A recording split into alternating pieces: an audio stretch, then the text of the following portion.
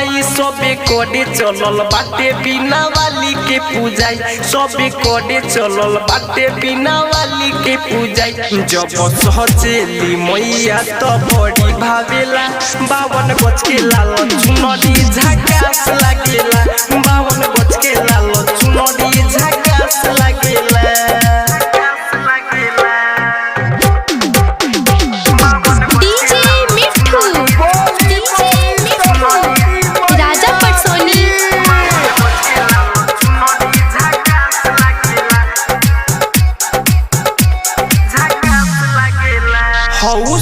के रचैया सुनी सरस्वती मैया हमरो के बना दीना खेसारी जस गवैया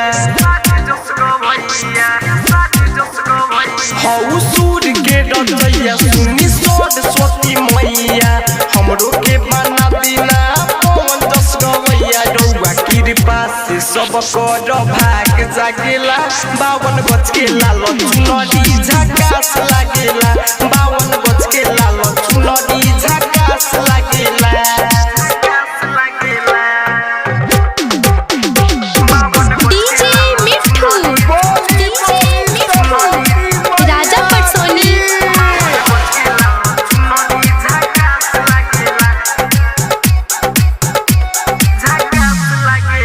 तोहर चमकेला मुंडत बड़ी लागे खूब सूरत कहता ऋतिक माई तोहरे बजरूरत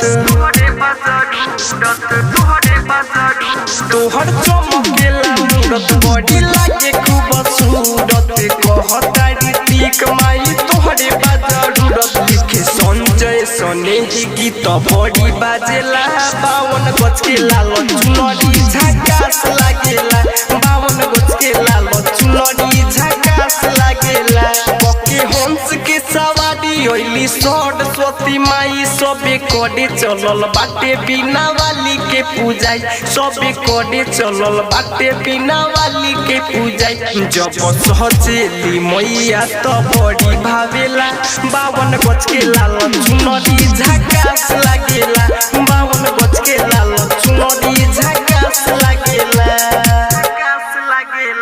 डिजिटल रिकॉर्डिंग स्टूडियो बहुआरवा।